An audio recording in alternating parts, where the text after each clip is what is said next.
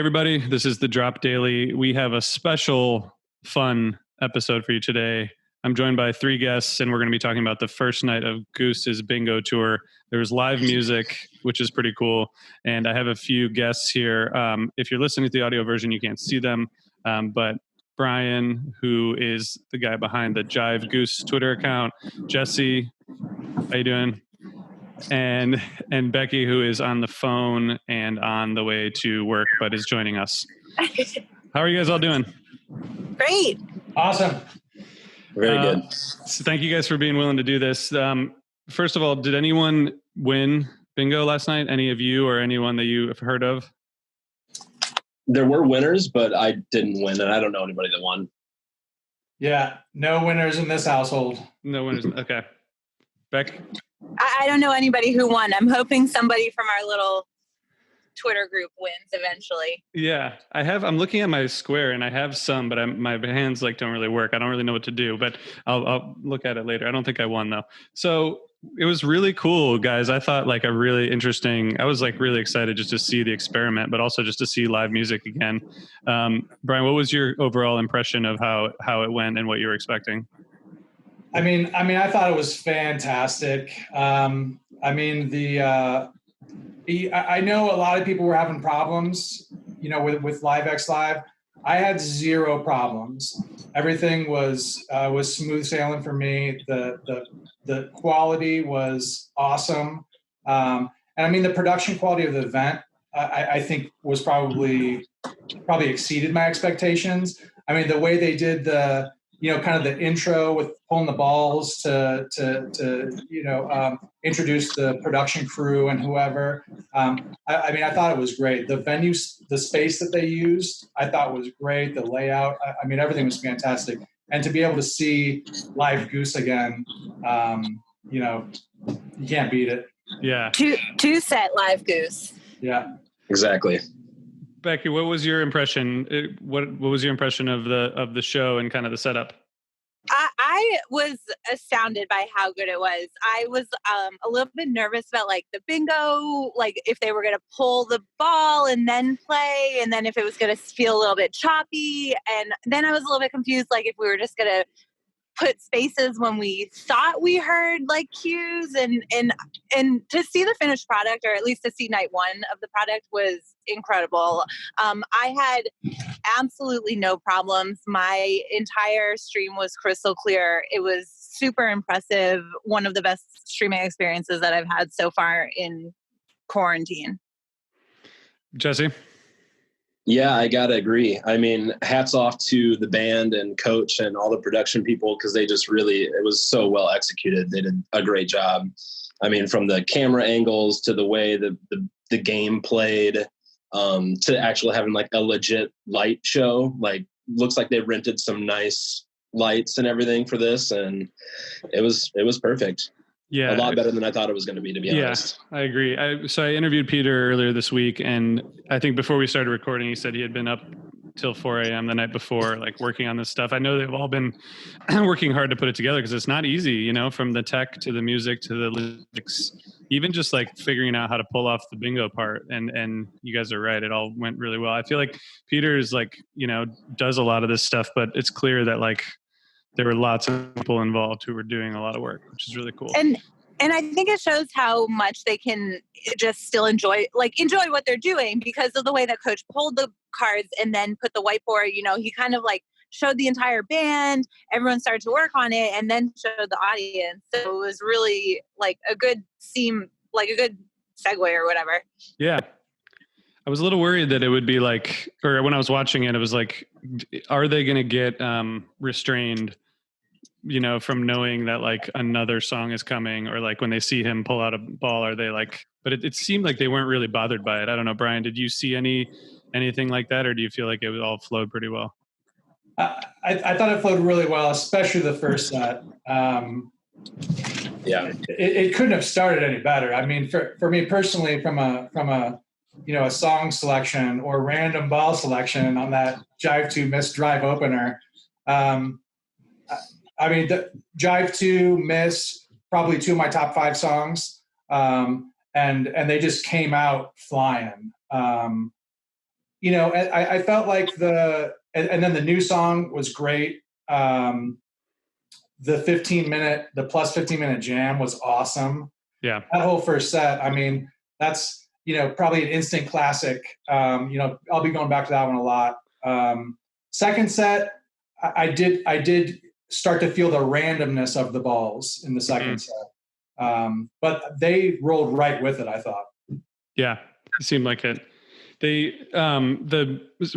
what was if people who are listening to the audio version won't see the air quotes around the ball, where Brian was saying about the random ball being pulled for the opener. So is that, tell us what the air quotes are for?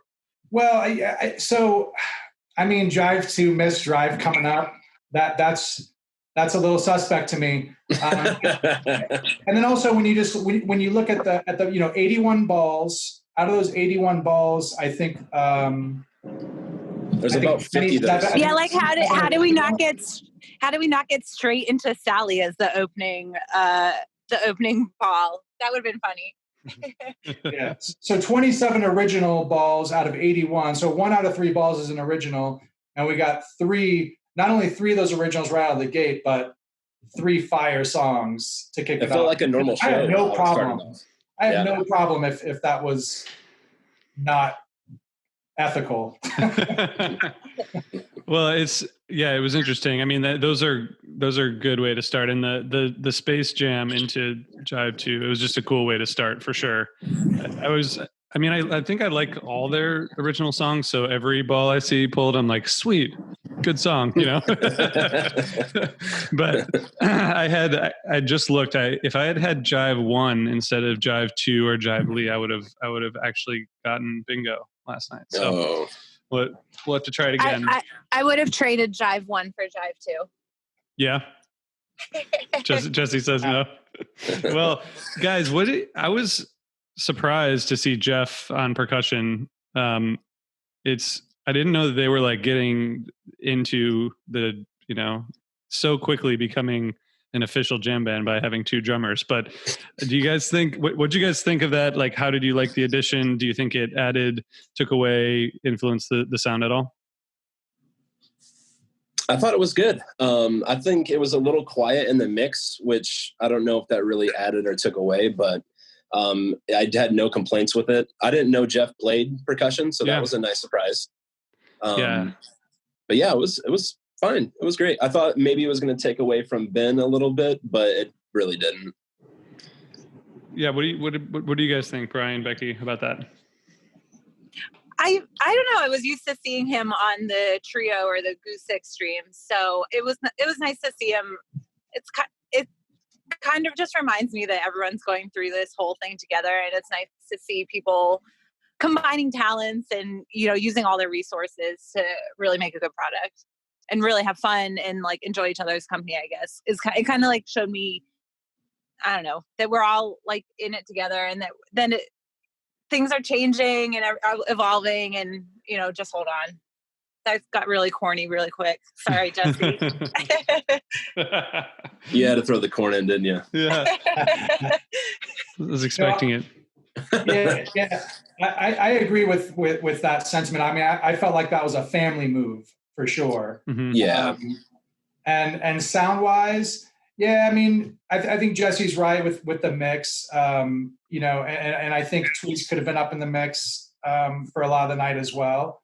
So maybe they'll make some adjustments as they go with some of that. But and I also agree that I was a little bit concerned that Ben might be kind of taking it easy maybe a little bit with that. But I didn't really notice that. That might be something I'd have to kind of listen back on.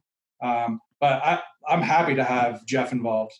Yeah. I think the when they release the audio after they probably do another mix, it'll probably sound pretty different, Yeah, and I think to back up what Brian said about it, like it being a family move, I think when you interviewed Peter the other day, he said that him and Rick and I think Jeff all live together in that house where they do the Trio.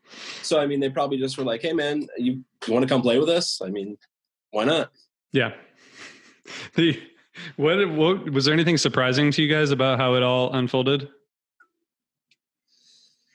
I was surprised at the gag balls or the joke balls. I didn't expect them to have to run around the barn or do 40 prison squats. And I thought that it was really interesting that, you know, they didn't just like stop and do these gags, like they pushed through it and they really challenged themselves musically. And I thought that the jams when they were doing the gags were really fun. So I was surprised by that. I was kind of curious to see how that would all play out. I think we have a couple more interesting ones, like Trevor reads poetry, that I'm looking forward to. So we'll see how that one goes. I was kind of surprised with it as well, because when I saw Take a Lap was one of the options, or like the 50 crunches, I thought maybe the music would just stop and they would like all just do that, but they did it one at a time. So the music got to keep going, and it kind of like added a little uniqueness to the whole like song or jam, whatever they were going through at the time. For sure. Like when Ben was running around and you're like, oh, this is what a jam sounds like without Ben. Exactly. Yeah. Cool. Yeah. Brian, what about you?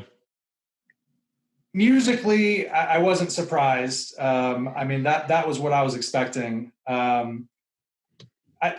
Just back to the production quality. I mean, I was surprised at just how just over the top professional and the creativity, the Greg and Bruce, you know, halftime skit, the video. I mean, they could have just thrown a timer up at set break, and I would have probably been happy with that. But you know, the whole Goose Center, like Sports Center vibe they had going was so funny. It was awesome. So awesome. Yeah. They, I mean, it was, I was reminded of how much Peter like feeds off of the other people around, like even without a crowd there, he was just like kind of he was dancing, like, he was like getting down. Yeah. It's kind of funny because almost everyone else, especially Rick and Trevor, they're just like heads down playing all the time, you know, and just to see Peter kind of like always just looking around and dancing and interacting with all the other people, it's fun. I mean, reminds me that live music is pretty awesome. Yeah. And I think that going back to what Brian said, the whole production value just being so good, it really shows that they care about the product that they're putting out and that they're really passionate about it. Like to have this whole halftime set where they're showing tour footage and like little joke videos and stuff. It's like a peek into their lives, and it's really fun. And I think it's especially fun, you know, given everything that we're going through right now. And it was fun to see it on night one, and I hope it continues for the rest of it. I wrote that I wanted to see a whole set of just their tour videos. So yeah, hoping that is my bingo win request. Nice. And see all the B-rolls. Do you guys think I mean, I guess it's all odds, but do you guys think there will be a bunch of repeats tonight? I think when they pull the ball, it's done. Yeah. Oh, so it's done for good. Yeah. Okay. Yeah. So no repeats. No repeats. So your board kind of gets blown up, you know? Yeah. Yeah. If you got one corner, now you're out for four corners. Away. I have one row left I could get, and that's it. Yeah, I think same. That's probably how most people are, right? Yeah. What else? What else should we talk about before we let you all go back to your days? Any other observations or thoughts? I was surprised by when I think it was during set break, they showed like a schedule, kind of like they would say, you know, what's going to be coming next, like the yoga thing. They had a little snippet for that, and I thought that was kind of cool. Yeah, they've planned a ton of stuff for the next couple weeks. They did, yeah.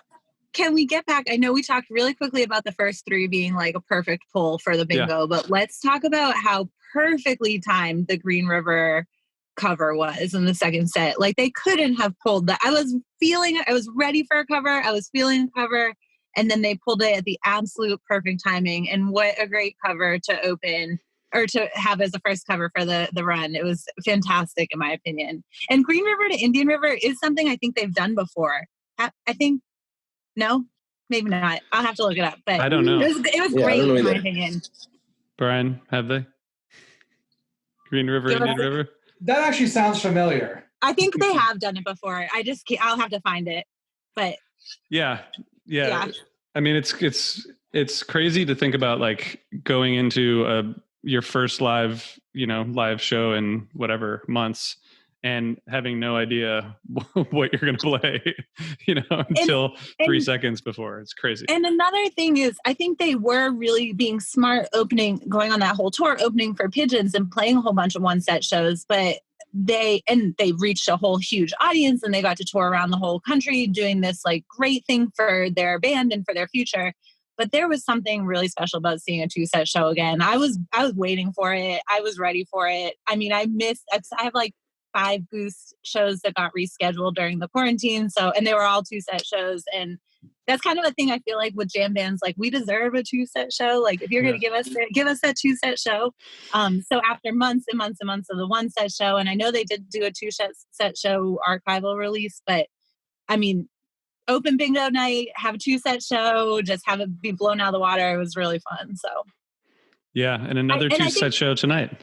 Yeah, another 2-set show. And I think I was talking to some of my friends about this, and I know I'm going on too much, so I'll end. No, you're good. But it just, when you think about what Goose is doing with this bingo tour and how they're really conscious of what they're doing and how it seems like it's really production and whatnot, it just feels like they're going to come out of this kind of like 6-month delay way ahead of other bands, way ahead of other acts, way ahead of other stuff, because they're just very consciously making these decisions to showcase their band and grow as band during this thing. Like they're not just sitting there waiting for the next thing. So I'm pumped about that.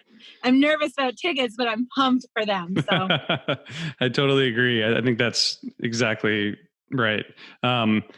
Well, last thing, any predictions for night 2, which is a dangerous thing to do, but I'll throw it out there. More goodness. I don't know. I think it's going to be a more random. I think overall it's going to be a more random show. When you look at the balls that have been used and what's remaining, it's I just hope we don't get Wild Night, Shout, Escape to open the show tonight. that would be like the bar mitzvah set. Yeah, I mean, I think there's still about 30 balls that are just like activities that aren't even songs, so it might be pretty random. An activity heavy show. Yeah, a lot of exercising. When I talked to Peter about So Ready and Slow Ready being separate, songs and balls, I want to see those. I want to see them like in the same set. That would be that would be awesome. I would love that. They did that in New York City and in Brooklyn. They played Slow Ready and then So Ready, and I was at both those shows, and that was quite possibly my favorite thing that they've ever done. I loved it. I love it. They're 2 totally different songs, and to hear them back to back and to hear a band say, we don't care, or this is what we're going to do. Amazing. Yeah. So I hope it goes slow to so. I would love that. Which do you prefer if you had to choose one? I'm a Slow Ready stan. I think I am too. It is like the song part of Slow Ready is just totally different and, in my opinion, a lot more passionate. So slow. It's sexier. Yeah, it is. Very sexy. And the jam still goes so spacey and crazy and wild. So it's not like you're missing out on anything. Yeah. That's awesome. All right. Well, I'm going to let you guys go back to your mornings. Thank you guys all for getting up early and being on this. Thank you. But, yeah. And Brian, you get the award for the earliest podcast appearance, I think, so it's only 7 there. So thanks for getting up early to join us. My pleasure. And I hope you guys have a good day. Let's do this again. Yeah, definitely. Awesome. Yeah. All right. Have a good day, guys. And thanks everybody for listening. Good luck tonight.